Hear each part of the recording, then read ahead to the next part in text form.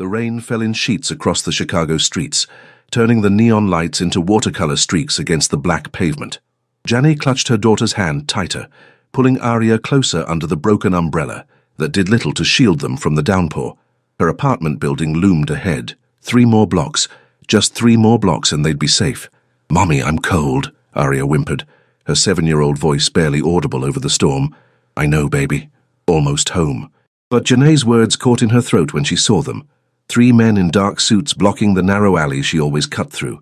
The shortcut that saved 10 minutes. The path she'd taken 100 times before. She stopped, turned, started to backtrack. "Going somewhere?" The voice came from behind her, smooth and dangerous. Janae spun around, instinctively pushing Aria behind her. A 4th man stood there, different from the others. Taller, more expensive suit. Eyes that seemed to see everything, including the way her heart hammered against her ribs. Yoon Seo-jun didn't know why he'd followed the woman and child into the rain. He should have been 3 blocks away, handling business. But something about the way she'd walked past his car, head high despite the ragged coat, protecting her daughter despite the storm, had made him pause. Now, seeing the fear in her eyes as his rivals closed in, he made a decision that would change everything. Janae had learned early in life that survival meant being invisible. In the 2 years since Aria's father had disappeared, leaving nothing but debt and broken promises, she'd perfected the art of blending into Chicago's South Side shadows. Work 2 jobs, keep your head down, protect your daughter, repeat. The diner on Michigan Avenue was her daytime anchor. 6 a.m. to 2 p.m., she served overpriced eggs to businessmen who barely looked at her. Her feet ached by noon, but the tips were better than the night shift at the convenience store. That job, 10 p.m. to 4 a.m., was pure survival. Dangerous hours, dangerous neighborhood, but it paid the rent. "Order up, Janae," Rico called from the kitchen. She grabbed the plates, Belgian waffle, extra bacon, and painted on her service smile.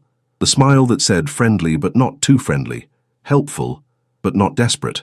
The smile that paid for Aria's asthma medication. "Here you go, sir. Anything else I can—" The words died when she saw who'd just walked through the door. The man from last night. The one who'd appeared in the rain like something out of a fever dream.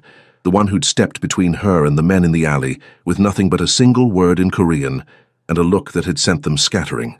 Yoon Seo-jun. She'd heard the name whispered after he'd vanished into the rain as quickly as he'd appeared.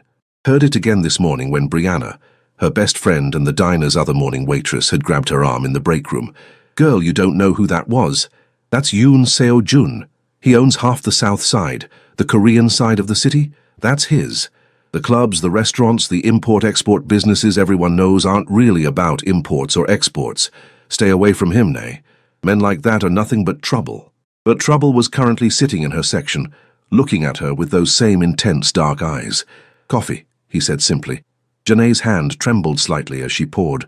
She could feel his gaze tracking her movements, not leering, just observing, like she was a puzzle he was trying to solve. "Cream, sugar, black." A pause. "Your daughter. She's well?" The personal question caught her off guard. "Yes, thank you. For last night.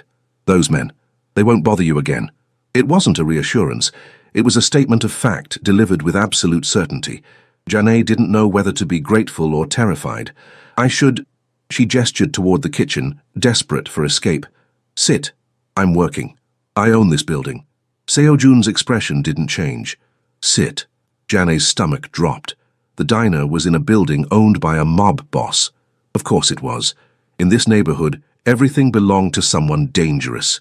She slid into the booth across from him, hyper-aware of Rico watching from the kitchen, of the other customers pretending not to stare. "I don't want trouble," she said quietly. "Then we have something in common." Seo-jun took a sip of coffee, never breaking eye contact. "Tell me why Kwon Hyun-soo's men were following you." The name meant nothing to her. "I don't know who that is. My rival. Controls the north side. Recently decided he wants the south side too." Another sip. "You walked past my car at exactly the wrong moment. He thought you were significant to me. But I'm not. I'm nobody." Something flickered across his face, an emotion too quick to name. "You're a mother, working 2 jobs to support her child. You're brave enough to take shortcuts through dangerous alleys because it saves you time to get home. You're not nobody." The observation was too accurate, too intimate. How much did he know about her? "What do you want?" Janae asked, fighting to keep her voice steady. to fix the problem I created. Seo Jun pulled out his phone, typed something, then looked at her again. As of now, Kwon Hyun-soo believes you're under my protection. That makes you a target. Then tell him I'm not. He won't believe it, not after what he saw. Seo Jun's jaw tightened. There's only one way to keep you and your daughter safe. Janae's heart raced. How? Make it true. Accept my protection. Let me move you somewhere secure until I handle this. I can't just leave my life. Your life? His voice remained calm, but something sharp entered his eyes. The apartment with the broken lock. The night shift where you walk home alone at 3 a.m. That life. She wanted to argue, to tell him she had everything under control, but they both knew it would be a lie. I have a daughter, Janae said instead. I can't bring her into whatever world you live in. That world is already touching her. Those men last night, next time I might not be there. He leaned forward. I'm offering you a choice. Accept temporary protection while I eliminate the threat, or take your chances that Kwon Hyun-soo won't use you to get to me. And after, when the threat is gone, you go back to your life. I go back to mine. It sounded simple. Too simple. But Janae had learned that when drowning, you didn't question the hand pulling you up. Okay, she whispered. Seo Jun nodded once, then stood. Pack what you need. Someone will collect you at 8 tonight. Wait, tonight? I need to explain to Arya. Arrange childcare for when I'm working. You're not working. Not until this is resolved. He placed a black credit card on the table. For anything you or your daughter need. I don't want your money. It's not about want. It's about necessity. Seo Jun's expression softened almost imperceptibly. Your daughter needs her mother alive. That's what this is about. Then he was gone, leaving Janae holding a credit card that felt like a contract with the devil. Brianna appeared at her elbow immediately. Girl, what just happened? I don't know, Janae admitted, but I think my life just got a lot more complicated. At exactly 8 p.m., a black Mercedes pulled up outside Janae's apartment. The driver, a stern-faced Korean man who introduced himself as Baek Dong-woo, loaded their hastily packed bags without comment. Arya clutched her stuffed rabbit, eyes wide. Mommy, where are we going? An adventure, baby. Remember how I told you sometimes we need to stay with friends for a while? But I don't know these friends. That's what makes it an adventure. The explanation satisfied Arya about as much as it satisfied Janae, which was not at all. They drove north, leaving the familiar streets of the south side. The buildings grew taller, cleaner. The people on the sidewalks wore designer clothes. Janae's chest tightened with each passing block.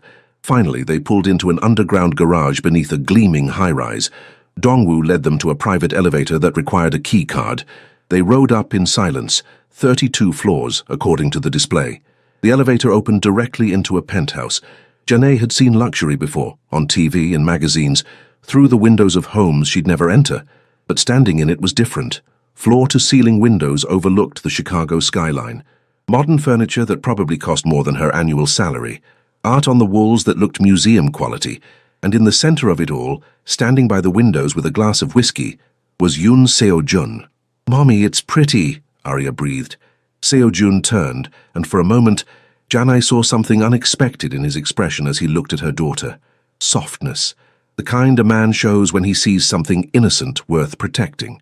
There are 3 bedrooms, he said. Choose whichever you prefer. The kitchen is fully stocked. Dongwoo will be outside if you need anything. You're not staying here. The question came out before Janae could stop it. I have business to attend to, but yes, I stay here. We'll be sharing the space. He set down his glass. Your daughter, Arya.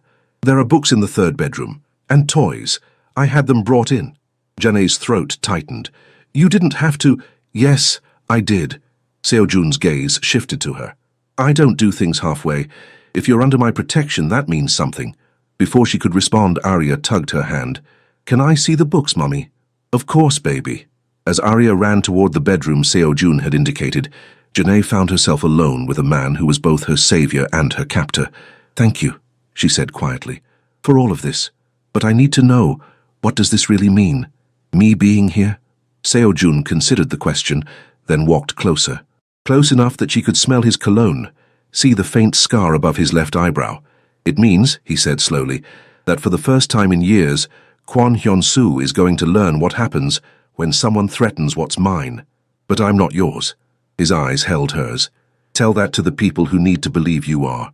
Then he grabbed his coat and left, leaving Janae standing in a penthouse that felt like a gilded cage, wondering what she'd just agreed to and why her heart was racing for reasons that had nothing to do with fear.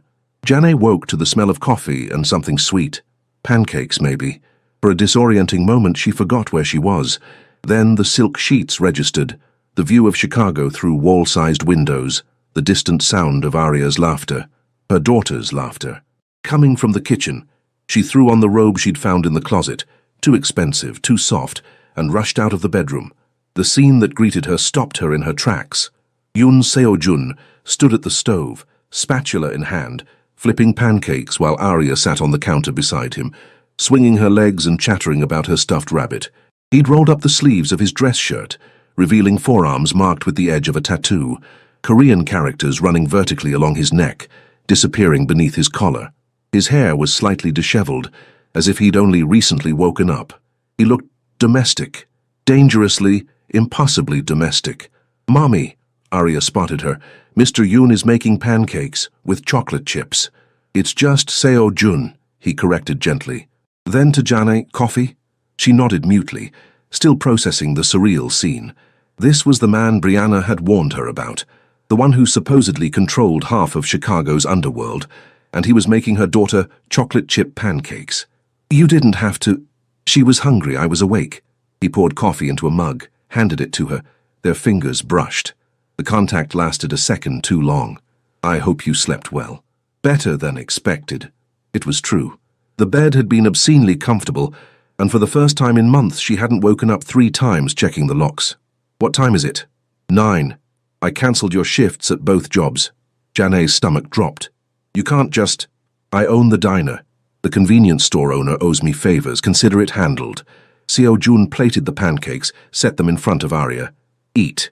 "You can't just rearrange my life like—" "Mommy, pancakes," Aria interrupted, oblivious to the tension crackling between the adults. Janae forced a smile. "They look delicious, baby." But as soon as Aria was absorbed in her breakfast, Janae grabbed Seo-jun's arm and pulled him toward the living room out of earshot. "We need to talk." Agreed. He didn't pull away from her grip, just looked down at her hand on his arm with an expression she couldn't read. "You're stronger than you look." She released him. "I appreciate what you're doing, but you can't just take over my life. I need to work. I have bills, responsibilities. Your rent is paid for the next 6 months. Your utilities too. The credit card I gave you? Use it. For everything. I don't want to be a charity case." "You're not charity, you're—" He stopped, jaw tightening. "This is my fault. My war spilled onto you. I fix my mistakes. I'm a person, not a mistake to fix." Something flashed in his eyes, anger maybe, or frustration. "You think I don't know that? You think I haven't spent all night thinking about how your daughter looked at those men in the alley? How you pushed her behind you even though you were terrified?" The raw admission surprised her. "Then what am I to you?" "I don't know yet." The honesty was brutal. "But I know that if something happened to you or Aria, because I was careless, I wouldn't forgive myself. So let me do this. Let me keep you safe." Before Janae could respond, his phone buzzed. Seo-jun glanced at it, his entire demeanor shifting. The softness vanished, replaced by cold calculation. "I have to go," he said. "Dongwoo will be outside. Don't leave the building." "For how long?" "As long as it takes." He grabbed his jacket, then paused. "There's a security system. Cameras in the hallways, guards downstairs. You're safe here." Funny how safe feels a lot like trapped. Seo-jun turned back to her, and for a moment she thought he might argue. Instead, he did something unexpected.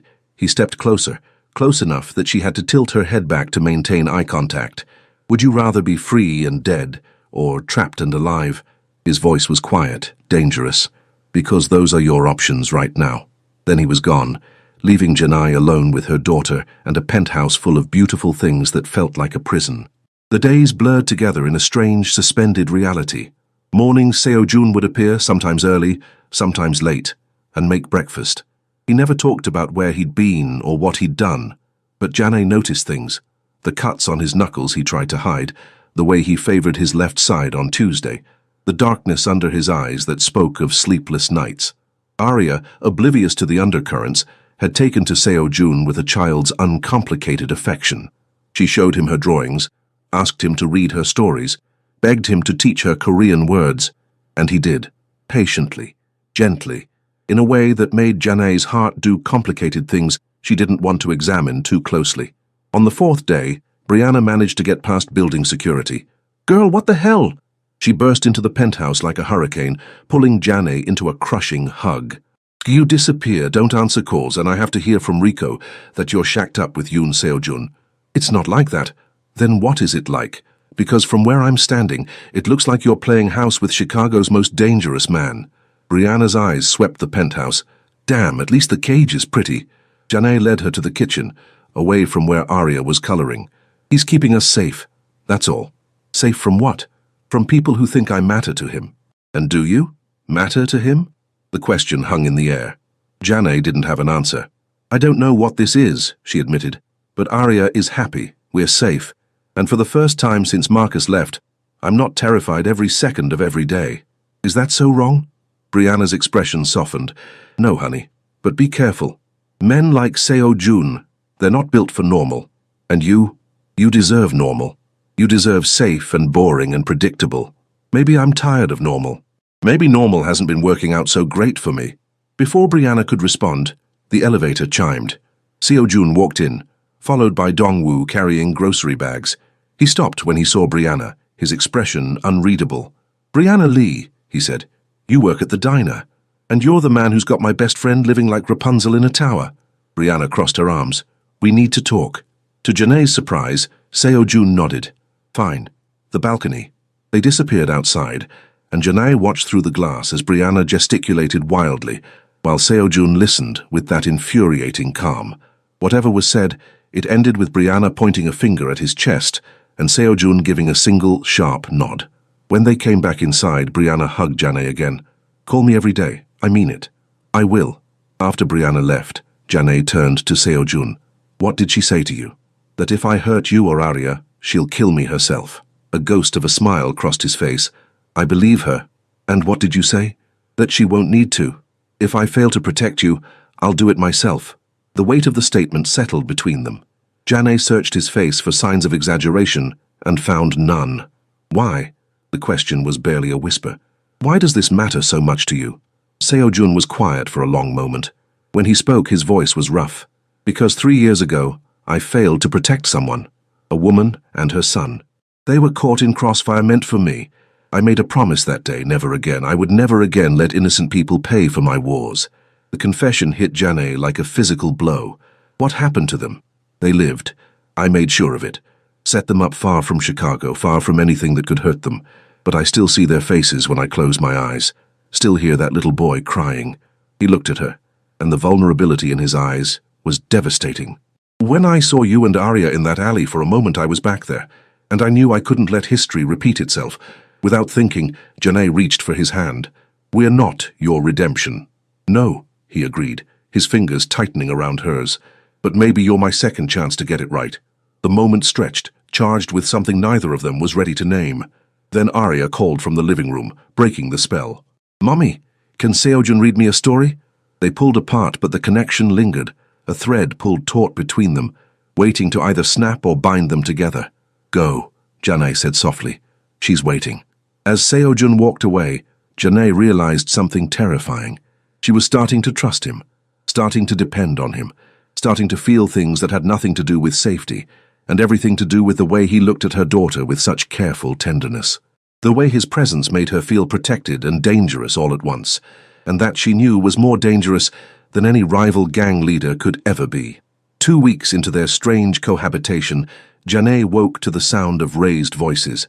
She crept out of her room, checking first on Arya, still asleep thankfully, before following the sound to Seo-jun's study. The door was cracked open. Through it, she could see Seo-jun standing rigid, while Dong-woo spoke rapidly in Korean. The only words she caught were Kwon Hyun-soo and what sounded like a street name. Then Seo-jun responded, his voice deadly calm. She didn't need to understand Korean to recognize a threat. Dong-woo left, nodding curtly at Janae as he passed. She should have gone back to bed, should have respected Seo-jun's privacy. Instead, she pushed the door open. Seo-jun stood by the window, one hand braced against the glass. Even from behind, she could see the tension in his shoulders. "You shouldn't be here," he said without turning. "Are we in danger?" "No more than usual." "That's not an answer." He turned then, and Janae's breath caught. There was blood on his collar, a cut above his eye she hadn't noticed when he'd come in. How long ago had that been? She'd been asleep. What happened to you? Business. Seo Jun. It's handled. But his voice cracked slightly on the last word, betraying the calm facade. Janai crossed the room before she could second-guess herself. Let me see. I'm fine. You're bleeding. Let me see. For a moment she thought he'd refuse. Then he sank into the chair by his desk, suddenly looking exhausted. Janai grabbed the first aid kit she'd seen in the bathroom. Of course there was a first aid kit.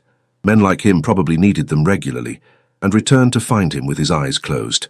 This might sting, she warned, dampening gauze with antiseptic. He didn't flinch when she cleaned the cut. Didn't move when she applied butterfly bandages with careful fingers, but she felt him watching her, his gaze heavy with something unspoken. Where else? She asked quietly. It's nothing. Seo Jun. Where else?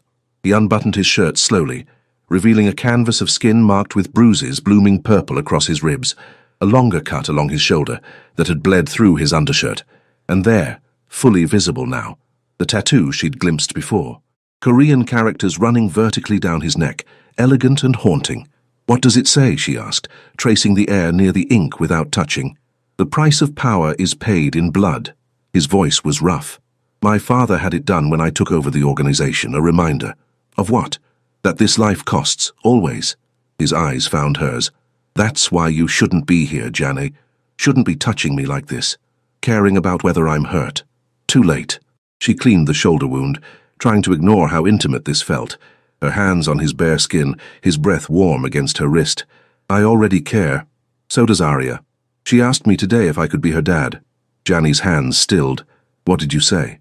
That she already has a dad. She has a sperm donor who abandoned us. That's not the same thing.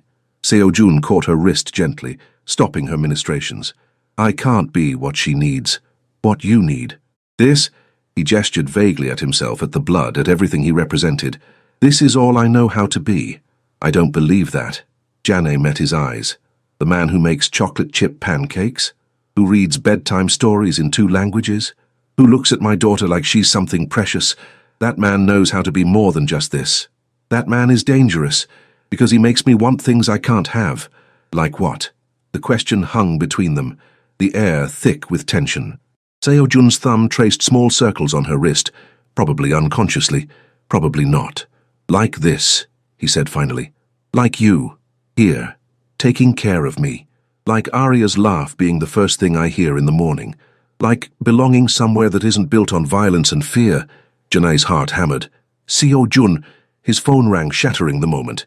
He grabbed it, listened, then stood abruptly. I have to go. Now? You're hurt, which is why I need to handle this now, before it becomes worse. He buttoned his shirt, wincing slightly. Stay here, keep Arya safe. Wait. Janai caught his arm. You said you want to belong somewhere else, so come back. When this is done, whatever this is, come back here, to us. The look he gave her was full of longing and regret in equal measure. What if I can't? What if the man who comes back isn't the one who reads bedtime stories? Then I'll remind you who you are. Seo Jun cupped her face with one hand, his touch achingly gentle. For a breathless second she thought he might kiss her. Instead, he pressed his forehead to hers. You make me want to be better, he whispered. That's terrifying. Then he was gone, leaving Janai standing in his study, her heart racing and her hands still smelling of his blood. He didn't come back that night, or the next day. Arya noticed immediately. Where's Seo Jun? Working, baby. Is he okay? I'm sure he is. But Janai wasn't sure of anything. She called Dong Wu, who answered with his usual curtness. He's handling business. He'll return when he's ready. By the 3rd day, Janai was climbing the walls. She tried to distract herself, played with Arya, read books, even attempted to cook. But every sound made her jump, hoping it was the elevator. When Brianna visited again, she took one look at Janai's face and sighed. You've got it bad, girl. I don't know what you're talking about. Please.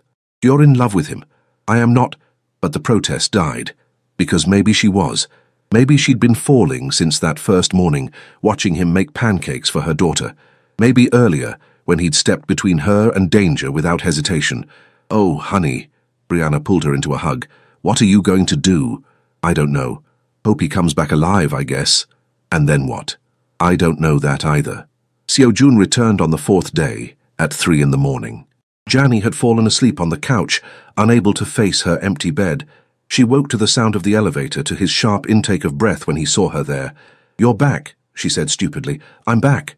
He looked terrible, exhausted, a fresh bruise on his jaw, his clothes rumpled, but alive, whole. Janae launched herself at him before rational thought could intervene.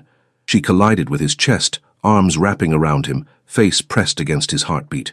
For a frozen moment, Seo-jun didn't move. Then his arms came around her, holding her so tightly she could barely breathe. "I thought—" Her voice broke. "I thought maybe you wouldn't—" "I came back." His voice was rough in her ear. "I promised you I would, and I did." They stood like that, wrapped around each other in the dark penthouse, both pretending they couldn't feel how perfectly they fit together, how right this felt. When Janae finally pulled back, she saw something new in Seo-jun's eyes, something that looked like surrender. "Janae," he said softly, "we need to talk about what happens next." But before he could continue, Arya's voice called out sleepily from her room. "Mommy, is Seo-jun home?" The moment shattered. Seo-jun released Janae, stepping back. "Go," he said. "She needs you." As Janae went to comfort her daughter, she heard Seo-jun whisper behind her, "And I need you both." "God help me, I need you both." She pretended not to hear, because acknowledging those words would mean confronting the truth neither of them was ready to face, that this temporary arrangement had become something permanent in their hearts, whether they admitted it or not. The unraveling began with a photograph. Seo-jun found it slipped under the penthouse door, impossible given the security, which meant someone on his team had betrayed him. The photo showed Arya leaving the building with Dongwoo, her small hand in his large one, a rabbit tucked under her arm. Written across it in red ink, "Pretty little girl. Be a shame if something happened to her." Janae walked in on Seo-jun staring at the photo, his knuckles white around the edges. She'd never seen him look like this. Not angry, but terrified. "What is that?" He tried to hide it, but she was faster. One look, and her world tilted. "Oh, God." Her hands shook. "Oh, God, Arya is safe in her room. Dongwoo checked 5 minutes ago." Seo-jun's voice was deadly calm, but his eyes told a different story. "This is a message. Kwon Hyun-soo is done playing games." "Then let us go. Tell him this was all a misunderstanding." "It's past that." He pulled out his phone, made a call in rapid Korean, then another, then a third. When he finished, he looked at her with devastation in his eyes. "I need to move you both. Somewhere he can't reach." "Where?" "He found us here in your fortress. A safe house out of the city, guarded 24/7 until I end this." "And how do you end it?" Janae's voice rose. "By killing him? By starting a war? What happens to Arya when you're dead because of us?" "I won't die." "You don't know that." She was shouting now, months of fear and frustration pouring out. "You don't know anything except violence and power, and I know I love you." The words exploded between them, stopping Janae mid-sentence. Seo-jun looked as shocked as she felt. He took a step back, ran a hand through his hair. "I didn't mean I shouldn't have—" "You love me?" Janae's voice was barely a whisper. "Yes." The admission seemed to cost him. "I love you. I love the way you fight for your daughter. The way you refused my money even when you desperately needed it. The way you look at me like I'm capable of being more than what I am. I love waking up to Arya's laughter and your smile, and feeling like maybe I could have a life beyond all this." He gestured at the photograph. "But love doesn't matter, because this is what my life brings. Danger to everyone I care about. So, yes, I love you, and that's exactly why you need to leave." Janae's heart was hammering so hard she could barely hear her own thoughts. "What if I don't want to leave? You don't have a choice. I'm sending you away." "You're not sending me anywhere." She stepped closer, even as her common sense screamed at her to run. "You don't get to declare your love and then ship me off like cargo. That's not how this works. There is no this. The hell there isn't." Janae grabbed his shirt, pulled him down to her eye level. "You think I don't feel it too? You think I haven't been falling for you every time you make my daughter laugh, every time you look at me like I'm something worth protecting, every time you try so damn hard to be better than what you were raised to be? I'm terrified, Seo-jun, but I'm more terrified of losing you than I am of staying." "Janae," she kissed him. It was desperate and messy, and tasted like tears, hers or his, she couldn't tell. But Seo-jun responded immediately, his arms crushing her against him, kissing her back like she was oxygen and he'd been drowning. When they broke apart, his forehead rested against hers. "This is a mistake. Probably. I can't keep you safe if you stay. Then we'll keep each other safe. Janae, he threatened Arya, which is why we fight. Together. She pulled back to look at him. You said you failed someone before. Don't fail us by pushing us away. Trust me. Trust us. Before Seo-jun could respond, his phone rang. He answered, listened, and Janae watched all the color drain from his face. What? She demanded when he hung up. What happened? Dongwoo. He's been taken. Seo-jun's voice was flat, dangerous. Kwon Hyun-soo has him. He wants a trade. Dongwoo's life for a meeting. Just me. No weapons. Tonight. It's a trap, obviously. Then you can't go. He's my brother. The confession hung in the air. Not by blood, but Dongwoo has been with me for 15 years. He's family. I won't leave him to die. Janae understood family, understood the lengths you'd go to protect them, but that didn't stop the terror clawing at her throat. Then I'm coming with you. Absolutely not. He thinks I matter to you. Use that. I'll be your bargaining chip. Your proof that you're serious about ending this. Janae, I just told you I love you, and you think I'll use you as bait. I think you'll do whatever it takes to save your brother, and I think having me there gives you leverage. She grabbed his face, forced him to look at her. Let me help you. Let me be part of this. The internal war playing across his features was painful to watch. Finally, he nodded. You stay in the car. Armed guards. At the first sign of trouble, they drive you away. Non-negotiable. Fine. I mean it, Janae. You run, even if it means leaving me behind. She didn't promise, because they both knew it would be a lie. Arrangements were made quickly. Brianna arrived to stay with Arya, despite not knowing the full situation. I don't want to know, she said, hugging Janae tight. Just come back, okay? I will. The meeting was set for midnight at an abandoned warehouse by the river. So cliché it would be funny if it wasn't terrifying. Janae wore dark clothes at Seo-jun's insistence, her phone programmed with emergency contacts. The drive there was silent. Seo-jun held her hand the entire way, his grip almost painful. If something happens to me, he started, nothing will happen to you. If it does, there's a account. Everything in my legal holdings, it's yours and Arya's. Dongwoo has the details. You'll be taken care of. Seo-jun, stop. I need you to know. I know. She squeezed his hand. I know everything you're not saying, and you'll tell me the rest later when we're home safe. He pulled her into a kiss that felt like goodbye. Janae refused to accept it. When they arrived, she saw the warehouse, dark, ominous, exactly the kind of place where bad things happened. Seo-jun got out, then turned back to her. Remember, any trouble you leave, I remember. But as she watched him walk toward that warehouse, shoulders squared and head high, Janae knew with absolute certainty that she couldn't leave him. Not now. Not ever. Whatever came next, they'd face it together, even if it destroyed them both. Janae lasted exactly 7 minutes before she broke her promise. Through the car window, she saw Seo-jun enter the warehouse, saw shadows moving inside, heard raised voices, though the words were lost to distance. Then she heard the gunshot. Drive, the guard in the front seat ordered the driver. No. Janae's hand was on the door handle before conscious thought. I'm going in. Ms. Williams, our orders are to keep me safe. I'll be safer with him. She was out of the car before they could stop her, running toward the warehouse with her heart in her throat. The scene inside was chaos. Seo-jun stood in the center of a circle of armed men, hands raised, blood streaming from his shoulder. Dongwoo was on his knees, beaten but alive, and facing them both was a man who could only be Kwon Hyun-soo, older, scarred, with eyes that held nothing but calculated cruelty. The woman, Hyun-soo said in accented English when he spotted Janae. How convenient. I was just telling Yoon here that I didn't believe she was important enough to die for, but look, she came to prove me wrong. Let her go, Seo-jun growled. This is between us. Nothing is between just us anymore.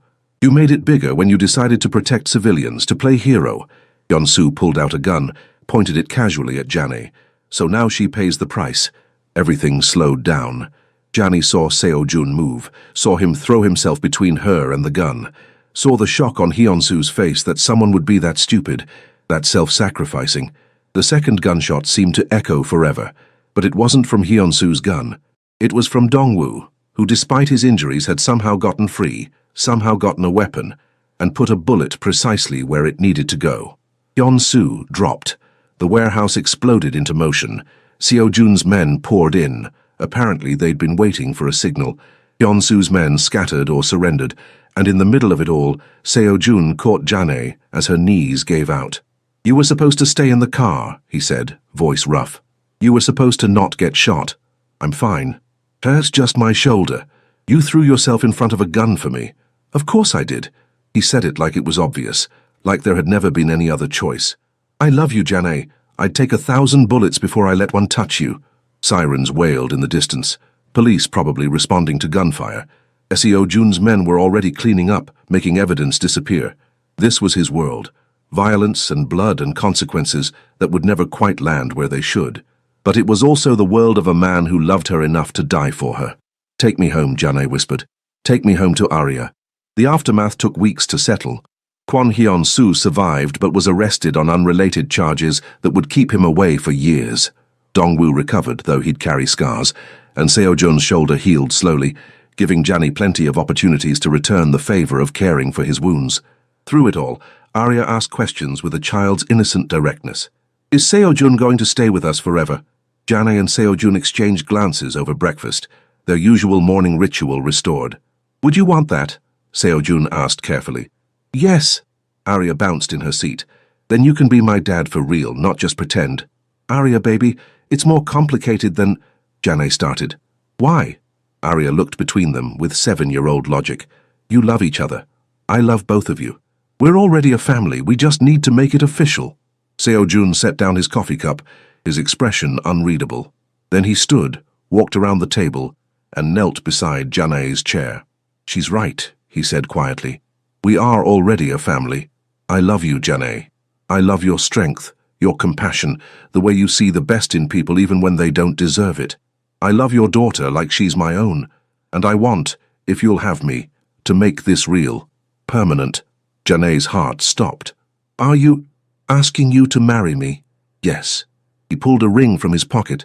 Simple, elegant, perfect. I know my world is dangerous. I know I come with complications, but I promise you this. I will spend every day trying to be the man you and Arya deserve. I will protect you with everything I have, and I will love you both for as long as I'm breathing.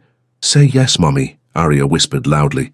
Janay was crying, though she couldn't remember when the tears had started. Yes, yes, of course yes. The kiss tasted like coffee and tears, and the promise of a future neither of them had dared to imagine. When they broke apart, Arya was cheering, and Seo-jun was laughing, truly, genuinely laughing, in a way Janay had never heard before. There's one condition, Janay said, trying to sound stern through her smile. Anything. You teach me Korean.